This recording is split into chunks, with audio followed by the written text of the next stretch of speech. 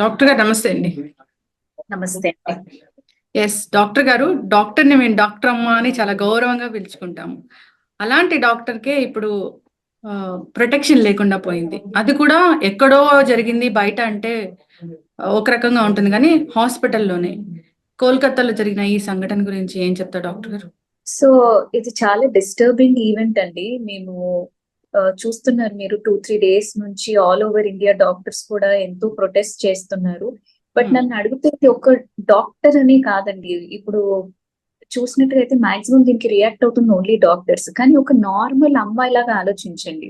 ఆ అమ్మాయి 36 hours duty చేసుకుంటూ తన మెడికల్ కాలేజ్ లో ఆ రోజు నైట్ రౌండ్స్ చేసుకొని జస్ట్ వెళ్ళి ఆ సెమినార్ హాల్లో 2 o'clock కి అమ్మాయికి తినడానికి టైం దొరికింది. 2 o'clock తినేసి కొంచెం రెస్ట్ తీసుకుందామని చెప్పి ఆ సెమినార్ హాల్ కి వెళ్ళింది.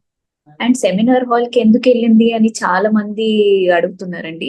మీకు అందరికి తెలియని విషయం ఏంటంటే, మెడికల్ కాలేజెస్ లో ఎస్పెషల్లీ గవర్నమెంట్ మెడికల్ కాలేజెస్ లో ఫీమేల్ డాక్టర్స్ కి డ్యూటీ రూమ్స్ అవన్నీ సరిగ్గా ఉండవు.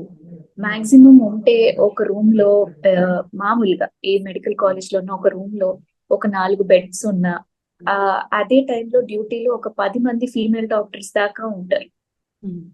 సో అలాంటి టైంలో ఒక 4 members ఉన్న మిగతా వాళ్ళు సెమినార్ రూమ్స్ డిపార్ట్మెంట్ లో ప్రతి డిపార్ట్మెంట్ కి ఒక సెపరేట్ రూమ్ ఉంటుందండి. అంటే అది పేషెంట్ ఎగ్జామినేషన్ కోసము అలా కొన్ని రూమ్స్ ఉంటాయి. సో అలాంటి రూమ్స్ యాక్సెస్ కానీ డాక్టర్స్ దగ్గరకు ఉన్నప్పుడు వాళ్ళు ఇంటర్న్స్ గా, అంటే ఈ టైంలో నేను ఈ టైం వరకు నేను మేల్కొని ఉంటాను, నేను వార్డ్ చూసుకుంటాను, ఒక 1 hour 2 hours నువ్వు పడుకో, ఈ టైం చూసుకుంటాను, వాళ్ళు డివైడ్ చేసుకుని ఆ రూమ్ లాక్ వేసుకొని అలా ఉంటారు.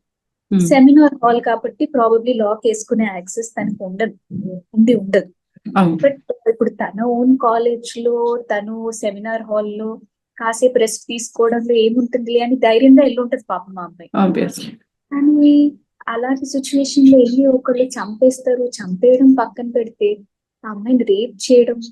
అండ్ వర్స్ట్ పార్ట్ ఏంటంటే, అది అయిపోయిన వెంటనే దాన్ని సూసైడ్ లాగా చిత్రీకరించడం. అందరూ అదే క్వశ్చన్ చేస్తున్నారు, సూసైడ్ లాగా ఎందుకు చెప్పాలి పేరెంట్స్ కి? ఎగ్జాక్ట్లీ. అండ్ సూసైడ్ అని కాకుండా అమ్మాయిని సైకోసిస్ అని చెప్పి, అంతగా చదువుకొని ఎంబీబీఎస్ ఫినిష్ చేసి తను కష్టపడి ఒక పీజీ సీట్ తెచ్చుకొని, గవర్నమెంట్ మెడికల్ కాలేజ్ లో పీజీ సీట్ అంటే తను ఎంత కష్టపడితే వచ్చి ఉంటుంది. లో సెకండ్ ఇయర్ లో ఒక 1 year అవుతే పాపం ఆ అమ్మాయి ఒక సక్సెస్ఫుల్ డాక్టర్ లాగా బయటకు వచ్చేది. అట్ ద ఏజ్ ఆఫ్ 31, అంటే 18 years కి స్టార్ట్ చేసి ఉంటుంది తన మెడికల్ జర్నీ. ఒక 13-14 years నుంచి చదువుకుంటూ ఉన్న అమ్మాయి సడన్ గా పేరెంట్స్ కి కాల్ చేస్తారు చనిపోయిందని. 3 hours వాళ్ళని కలవనివ్వరు. అవును, 3 hours దాకా కూడా పేరెంట్స్ ని కలవనివ్వకుండా మళ్ళీ ఫస్ట్ సైకోసిస్, ఆమె సూసైడ్ చేసుకుందని కవరప్ చేయడానికి ట్రై చేసి, మళ్ళీ ఎవరో ఒక అతను ఉన్నారు, ఏదో బ్లూటూత్ దొరికింది, అతని చంపాడని చెప్పి. పోనీ ఇది కూడా నమ్ముదాం అనుకుంటే పోస్ట్ మార్టం లో చూసేసరికి ఆ సిమెన్ అనాలిసిస్ చేసినప్పుడు amount of semen that they found is 150 grams. అంటే ఒక్క నుంచి మాక్సిమం ఓన్లీ 15 grams సీమెనే కలెక్ట్ చేయగలరు వాడు రేప్ చేసినా కానీ. 150 grams అంటే ఒక్కళ్ళు చేసింది కాదు, అక్కడ ఎంతో మంది ఇన్వాల్వ్ ఉన్నారని అప్పుడు డౌట్ వచ్చింది. సో ఎంతవరకు కవరప్ చేయడానికి ఒక కేసుని, ఎంతమంది ఇన్వాల్వ్ ఉన్నారు, ఎవరిని ప్రొటెక్ట్ చేయడానికి, ఇవన్నీ కూడా పక్కన పెడితే సైలెంట్ గా August 14th నైట్ మార్చ్ చేస్తున్నారు ఆ అమ్మాయిలు. ఆ క్యాంపస్ నుంచి లాల్ చౌక్ వరకు ఏదో సైలెంట్ గా మార్చ్ చేస్తుంటే కూడా అసలు ఒక లారీలో ఒక 100 పైగా గుండాలు వచ్చేసి వాళ్ళ లారీలోంచి దిగేసి ఇష్టం వచ్చినట్టు అక్కడ అమ్మాయిల్ని, పేషెంట్స్ ని ఎవరిని కొట్టి అక్కడ హాస్పిటల్ ని ధ్వంసం చేయడం. అంటే వాళ్ళు అక్కడ they are trying to destroy the evidence. ఆ సెమినార్ హాల్ వరకు కూడా వెళ్ళి అక్కడ సెమినార్ హాల్ వాళ్ళు వెంటనే గోడలు పూల కొట్టేసి రెనోవేట్ చేయాల్సిన అవసరం ఏమొచ్చింది? అంతా to cover up the evidence. ఏంటి అంటే, ఎప్పుడైనా ఈ కంట్రీలో ఎవరైనా ఏదైనా చేయొచ్చు, అడిగే వాళ్ళు ఎవరు చేయకూడదు. సడన్ గా ఊపిరి ఆగిపోతుందంటే ఫస్ట్ పిలిచేది ఆ అమ్మాయిని, చెస్ట్ మెడిసిన్ స్పెషలిస్ట్ ని. లంగ్స్ ఎలా ఉంది, అక్యూట్ కండిషన్స్, ఇవన్నీ చేసే ఆ అమ్మాయి ఎన్ని లైఫ్ సేవ్ చేసిన అమ్మాయి, ఆ అమ్మాయి లైఫ్ కి ప్రొటెక్షన్ లేదంటే తల్లిదండ్రులు ఎందుకు పంపిస్తారండి? ఇక వేరే చోట చదువుకోమ్మా, నైట్ డ్యూటీలు చేయమ్మా అని ఎవరికి ధైర్యం ఉంటుందండి? అసలు ఇదంతా విన్న తర్వాత మనకే ధైర్యం ఉంటుందా? మన ఇంట్లో వాళ్ళని పంపించగలమా? నైట్ డ్యూటీకి వెళ్ళమ్మా, నువ్వు 36 hours డ్యూటీ హాస్పిటల్లో ఉండమ్మా అని? ఎస్, ఖచ్చితంగా డాక్టర్ గారు. డాక్టర్ గారు అయితే బాడీ మీద చూస్తే గాయాలు అంటే ఆ పోస్ట్ మార్టం నివేదిక వింటేనే కన్నీళ్లు తెప్పిస్తున్నాయి. అంటే ఒక మనిషిని అంత ఘోరంగా, అంత కిరాతకంగా ప్రాణాలు నిలబెట్టిన డాక్టర్ ప్రాణాల్ని అంత కఠినంగా తీయడం అనేది అసలు నిజంగా అది ఎంత ఎంత బాధాకరం అంటే అది అడగడానికి కూడా నాకు చాలా బాధగా అనిపిస్తుంది డాక్టర్ గారు. అవునండి. అందుకే కదండి ఇప్పుడు ఒక్కరు ఆ అమ్మాయిని అంత డ్యామేజ్ చేసే ఛాన్స్ లేదండి. చూసినట్టుగా అయితే బాడీ దొరికినప్పుడు ఆ అమ్మాయి లెగ్స్ కూడా 90 degrees పొజిషన్ లోకి వెళ్ళిపోయాయి. అంటే ఆ పెల్విస్ అనేది మొత్తం బ్రేక్ అయిపోయింది. ఆ కళ్ళల్లో గాజు పెంకులు ఉన్నాయి, గ్లాసెస్ వి. ఫేస్ అంతా వాచిపోయింది, ఐ దగ్గర ఇంజరీ, ఫేస్ దగ్గర ఇంజరీ. ఆ అమ్మాయిని ఎంత టార్చర్ చేసి చంపారండి. చనిపోయే ముందు కూడా ఆ అమ్మాయి ఎంతో టార్చర్ అనుభవించింది. ఎస్. సో దీన్ని తీవ్రంగా ఖండించాల్సిన విషయం అండి. అందుకే ఇవాళ నేషన్ వైడ్ డాక్టర్స్ అందరూ కూడా నాన్ ఎసెన్షియల్ సర్వీసెస్, ఓపీడీస్ అన్ని బంద్ పెట్టేశారు. ఎస్. ఖచ్చితమైన జస్టిస్ అంటే ఏముంటుంది డాక్టర్ గారు? ఫస్ట్ కల్ప్రిట్ ఎవరో తెలియాలండి ఒకటి. అండ్ తెలిసి మనకి ఎవిడెన్స్ ఫస్ట్ సిబిఐ తీసుకొని సరిగ్గా ఎవిడెన్స్ ప్రూవ్ చేసి వాళ్ళని హ్యాంగే చేయాలండి. దీనికి వాళ్ళకి డైరెక్ట్ హ్యాంగింగ్ తప్ప వేరే ఏ పనిష్మెంట్ ఇచ్చినా తప్పే. వాళ్ళు కూర్చోపెట్టి జైల్లో పెట్టడం అనేది అబ్సల్యూట్ రబ్బిష్. ఎందుకంటే ఇంకొకసారి ఇలాంటివి చేయాలంటే జనాలు భయపడాలి, భయం లేకుండా పోతుంది. వేరే కంట్రీస్ లో ఎంత స్ట్రిక్ట్ గా ఉంటాయండి రూల్స్. రేప్ చేసినప్పటికీ ఏకంగా తలలు తీసేయడం అలా ఉంటాయి. ఇలాంటి స్ట్రిక్ట్ లాస్ మన కంట్రీలోకి రావాలి. ఇవన్నీ పక్కన పెడితే ఒక ఆడపిల్లకి వర్క్ ప్లేస్ లో ప్రొటెక్షన్ అనేది ఉండాలి.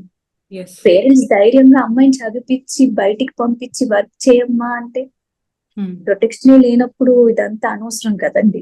ఎస్ డాక్టర్ గారు. సో అదా అంటే 24/7 వైద్య సేవలు అందుతానే ఉంటాయి అక్కడ. సో డాక్టర్స్, మిగతా డాక్టర్స్ కూడా ఉండుంటారు. అంటే ఇది ఇంత సైలెంట్ గా ఇట్లాగా అంటే చాలా మందికి డౌట్ వస్తున్న పరిస్థితి. సో అదే చెప్తానండి మీకు. ఇప్పుడు మామూలుగా ఎమర్జెన్సీ పక్కనే డ్యూటీ డాక్టర్స్ రూమ్స్ ఉంటాయి. కానీ దాంట్లో మాక్సిమం ఒక 4 beds 5 beds ఉంటాయి. కానీ డ్యూటీలో ఒక 10 మంది ఫీమేల్ డాక్టర్స్ దాకా మినిమం ఉంటారు. గవర్నమెంట్ హాస్పిటల్ అన్నాక డిఫరెంట్ డిపార్ట్మెంట్స్ ఉంటాయి కదండి. చెస్ట్ మెడిసిన్ అని చెప్పి, మీకు జనరల్ మెడిసిన్ అని చెప్పి, జనరల్ సర్జరీ అని చెప్పి అన్ని డిపార్ట్మెంట్స్ ఉంటాయి. సో ఇలా ప్లేస్ లేనప్పుడు డాక్టర్స్ ఏం చేస్తారంటే they search for alternative rooms. కొంతమంది సెమినార్ రూమ్స్ లో వెళ్ళి చదువుకుంటూ they just rest for some time. కొంతమందికి ప్రతి డిపార్ట్మెంట్ కి ఒక సర్టన్ ఎగ్జామినేషన్ రూమ్ అని ఉంటుంది.